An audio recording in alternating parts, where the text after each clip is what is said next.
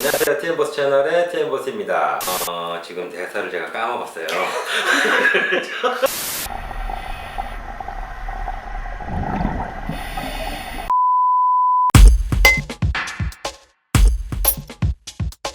오늘 비교할 아이템은 바로 이 모델들입니다. 하나는 600만원대 오메가 C마스터 300이라는 모델이고요. 또 다른 하나는 20만원대 세이코 SKX007이라는 모델입니다. 두 모델 모두 일반 시계보다는 방수 기능에 특화된 다이버 워치이고요. 하지만 가격 차이는 무려 25배. 오늘 이 영상을 시청하시고 난 다음 여러분들은 오메가 시계 하나로 25년 동안 착용을 할 것인지, 혹은 세이코 시계로 1년에 하나씩 번갈아 가면서 25년 동안 찰 것인지 선택하시는데 도움이 되실 것입니다. 자, 오메가 많이 들어보셨죠? 자, 오메가라는 브랜드는요, 1848년 스위스의 라슈드퐁이라는 지역에서 그 루이 브란트라는 청년이 작은 공방으로 시작을 한 브랜드예요. 근데 이 사업이 잘 됐어, 되게. 그러다 보니까는 일손이 딸리는 거야. 근데 옆에 보니까 누가 있어? 아들들이 있네. 노네, 백수야. 어떻게 일시켜야지, 젊은 놈들. 아들을 데려왔어. 사업에 참여를 시켰는데 이때부터 상호까지 바꿨어요. 루이 브란트 앤 필스라고. 한국말로 하면 뭐? 아빠와 아들. 딸들이었으면? 아딸.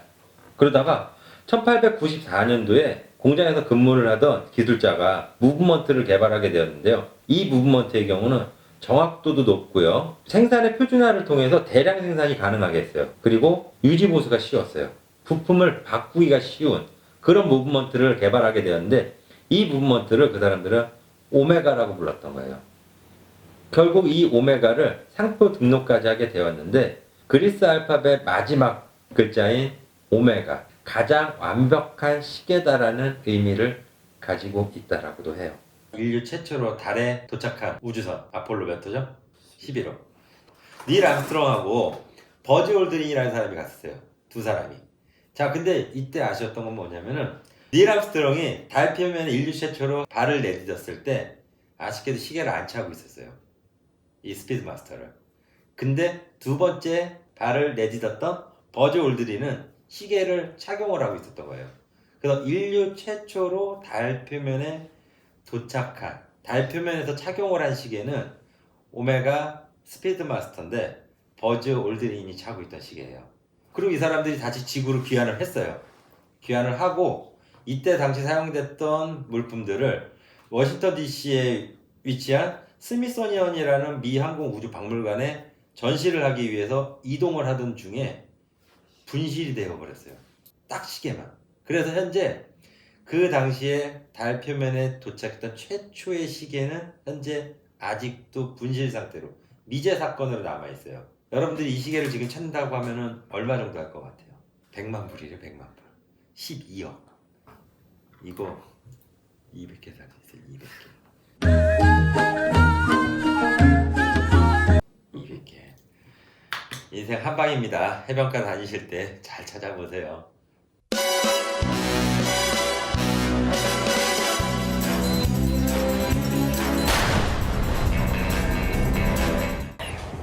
Former SAS types with easy smiles and expensive watches. Rolex? Amiga. Beautiful.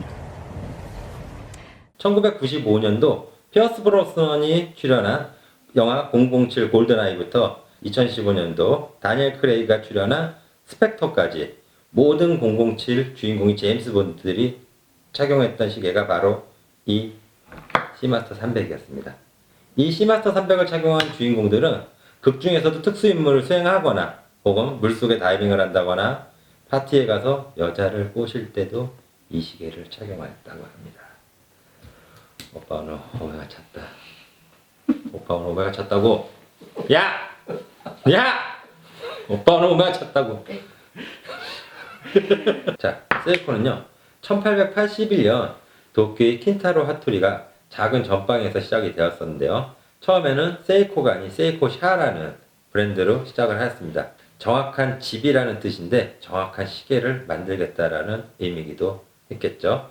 자, 1913년 일본 최초의 손목시계 라우레를 출시하면서 일본 내에서는 시계 왕이라는 별명까지 얻었었는데요. 이후 1941년 하루 오차범위 플러스 마이너스 5초 이내에 회중시계를 만들었었는데요. 정확성과 내구성으로 인하여 일본 전체의 기차역에서 근무하는 역무원과 기관사들이 사용을 했었다라고 합니다. 1969년 정확하고 값싼 양산형 쿼츠 아스트론이 출시되면서 고가의 스위스 시계 산업에 위기가 찾아오게 되는데요. 이때 위기에서 살아남기 위한 자구책으로 남아있던 스위스 시계 브랜드들이 통합되어 만들어진 회사가 스와치 그룹입니다.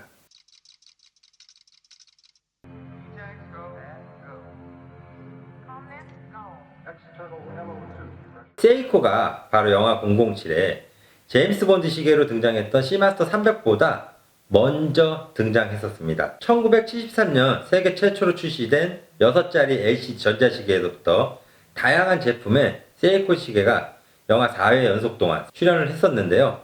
주인공 제임스 본드의 어떤 시계로 등장했었습니다. 와, 이 정도면은 시마스터 할아버지 뻘 되는 거 아니야? 자, 지금까지 오메가와 세이코라는 두 브랜드의 역사와 전통에 대해 알아봤고요. 그럼 지금부터는 시마스터 300과 SKX 007이라는 모델, 두 모델의 디자인, 성능, 스펙, 편의성에 대해서 알아보도록 하겠습니다. 가시죠. 오메가 시마스터 300의 전면이고요.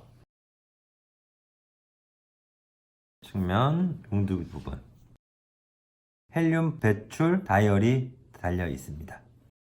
그 다음에 후면.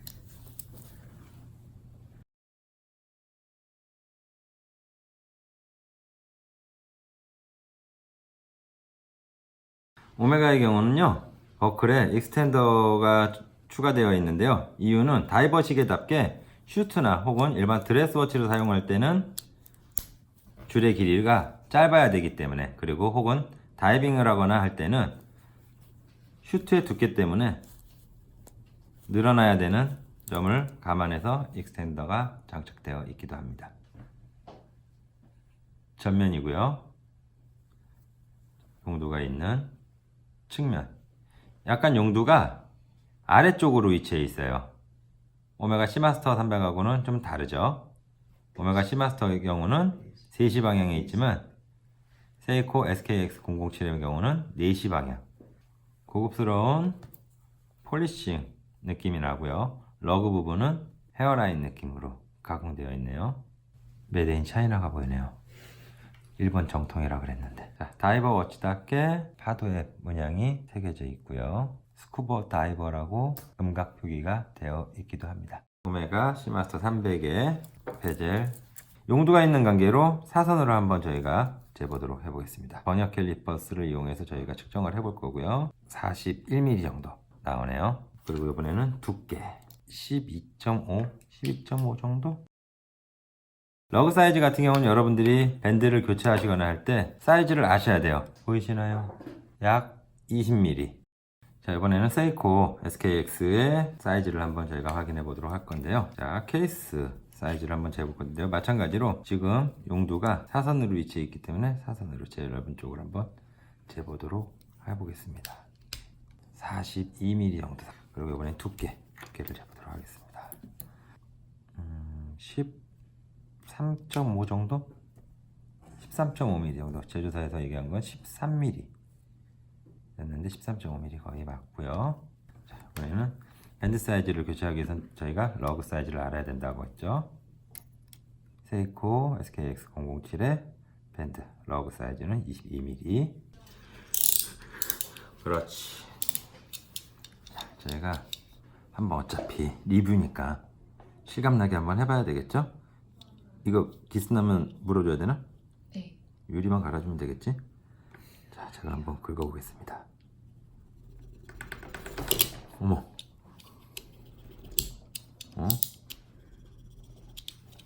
어디 한번. 강하네요. 강해. 비싼 게 좋네, 확실히. 이번에는 약 25분의 1의 몸값을 자랑하는 세이코. 어디 한번 하드렉스. 아, 이 기스 나는 거 아니야, 이거? 괜찮네요. 안 나네요, 기스가. 남자답게? 아, 나 진짜. 어?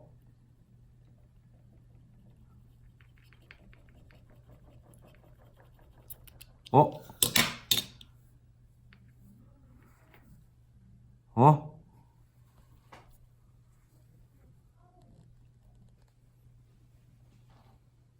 나네요. 조금 난 것 같은데. 여기, 여기, 불빛. 살짝 나는데, 이 정도면은 어차피 난 거. 사인 한번 해볼까요? 보이세요? 기스 난 거? 나네요. 아, 사야 되네. 인수네. 인수각이네, 인수각.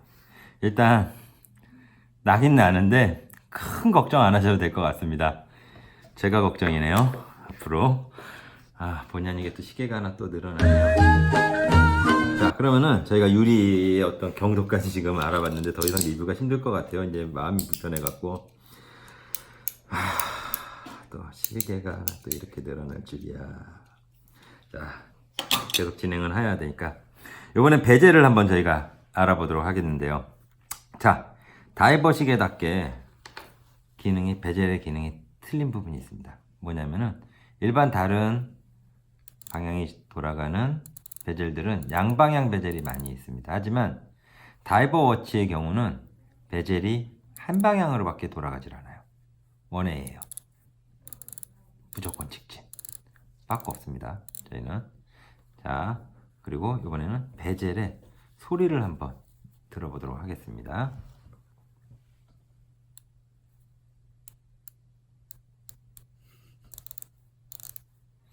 약간 돌리는 느낌이 묵직해요. 뭔가 잡고 있는 듯한 느낌, 뒤에서 당기는 듯한 느낌이 있고요. 텐션이 좀 있습니다. 자, 그리고 이번에는 세이코 SKX의 베젤입니다. 자, 오히려 돌리기 편하게 옆에 톱니 문양이 되어 있어요.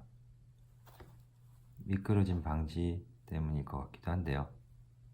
실제로 다이빙 할 때는 장갑을 끼고도 베젤을 쉽게 돌릴 수 있어야 하거든요. 시마스터보다는 베젤을 돌리는 느낌이 가벼워요.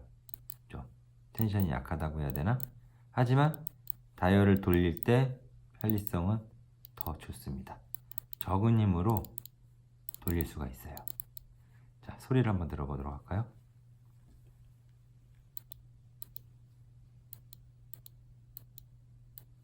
좀 가볍죠, 소리가? 느낌도 시마스터와는 좀 가벼운 느낌? 자, 그리고 베젤의 기능을 하나 추가적으로 말씀을 드린다라고 하면요. 다이버이신 분들은 아마 아실 수 있는 내용이지만 일반인 분들은 잘 모르실 거예요. 자, 이 베젤에 인덱스 마크가 있고요. 한쪽 방향으로 도는 이유도 뭐냐면은 처음에 본인이 입수하는 시간, 그리고 얼마만큼 다이빙을 했는지 시간을 재기 위해서 한쪽 방향으로만 돌아가는 거예요. 그리고 5m 3분 상승 중에 5m에서 안전정지라는 거를 시행을 해주는데요. 그때 시행을 하는 시간, 내가 언제 시작했는지, 지금 만약에 시간 기준으로 맞춘다라고 하면은 이렇게 맞춰놓고 5분 후에 수면으로 상승을 하는 어떤 안전한 단계를 거칠 때 좀 쉽게, 안전하고 쉽게 시간을 체크할 수가 있겠죠. 다이버 시계에서 꼭 필요한 기능 중에 하나이기도 합니다. 안에 다이얼 판을 한번 비교해 보도록 하겠는데요. 먼저 오메가를 한번 살펴보도록 하겠습니다. 자, 먼저 로고. 자세히 보시면은 금속으로 따로 부착이 되어 있어요. 그리고 인덱스도 별도로 부착이 되어 있고요. 금속에 깡 물질을 붙여서, 그리고 다이얼판에도 유광으로 별도의 물결 문양이 M4로 고급지게 인쇄되어 있습니다. 보이시죠? 글자 부분도 인쇄 퀄리티가 상당히 깔끔하게 되어 있고요. 하지만 얘는 플랜저가 없네요, 측면에. 이번에는 SKX007의 다이얼을 한번 살펴보도록 하겠습니다. 자, 로고 부분을 보면은 시마스터와는 틀리게 인쇄가 되어 있네요. 직접 밑에는 다이버워치답게 수심 200m 다이버스라고 되어 있고 2m. 얘는 플랜저가 있습니다. 플랜저에 보시면은 다이얼이 특별히 어떤 가공이 되어 있지는 않아요. 축강도 직접 다이얼에 인쇄가 된 형태입니다. 이런 부분에서 아무래도 가격 차이가 좀 발생을 하는 것 같습니다. 비싼 데는 이유가 있겠죠. 자, 이렇게 해서 저희가 한번 글라스와 베젤, 다이얼을 한번 살펴보도록 했는데요. 본의 아니게 시계를 인수하게 됐습니다. 세이코를. 키스크래치. 자, 시마스터 300의 경우는 측면에 다이얼이 하나 더 있습니다. 이것은 시계를 맞추거나 할 때 사용되는 게 아니고 얘는 다이빙 기능에 사용되는 건데 대심도 아주 깊은 곳을 갔을 때 헬륨을 배출해주는 다이얼입니다. 살짝 풀렀다가 다시 조여주시면 돼요. 네, 일반 다이버 분들도 절대 사용할 수 없는 기능이기도 합니다. 그래서 항상 잠가 주시는 거. 그리고 자, 시마스터 300의 용도의 경우는 한번 제가 돌려보도록 하겠습니다. 자, 바로 이 기능이 핵 기능이라는 건데요.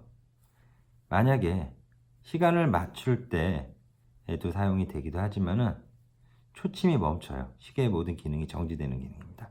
이 기능은 더욱더 정교한 시간을 맞추실 수 있게 해주는 기능입니다. 내가 원하는 시간을 시만 아니고 초까지도 정확한 시간을 맞출 때 사용되고요. 오토매틱 시계들은 시계가 멈추었을 때 핸드 와인딩을 해주면 파워 리저브에 태엽이 감기면서 시계가 다시 작동하기 시작을 하는데요.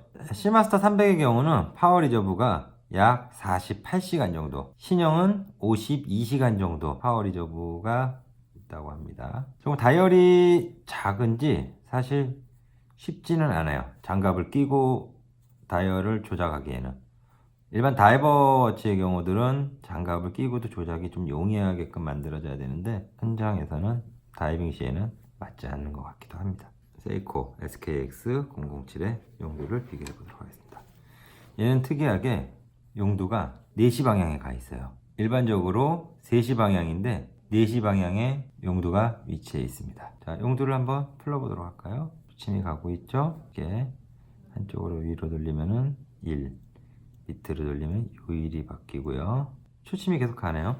다시 한번 볼까요? SKX 007의 경우는 핵 기능이 없기 때문입니다. 핵 기능이 없기 때문에 단점이 있겠죠? 시마스터 300보다는 정교한 시간을 교정할 수가 없을 것 같고요. 하지만 꼭 기능이 없다라고 해서 나쁜 건 아니고요. 처음 오토매틱 시계를 입문하시는 분들은 지나친 핸드 와인딩으로 인해서 파워 리저브에 손상이 올 수도 있는데 그러한 손상을 막을 수도 있다는 장점도 있기도 합니다. 하지만 용도가 좀 허접하다 그래야 되나요? 보이시나요? 움직이는 유격. 세이코의 경우는 핸드 와인딩이 기능이 없기 때문에 사실 시간이 멈추었을 경우는 흔들어 주셔야 됩니다. 마구마구. 자, 세이코의 파워 리저브는 약 44시간 정도를 간다고 하네요.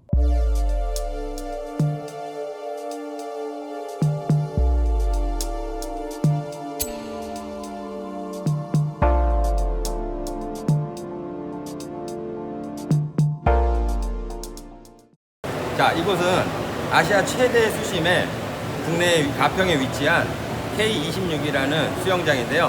저희가 오늘 26m까지 최대 수심까지 한번 가지고 가보도록 하겠습니다.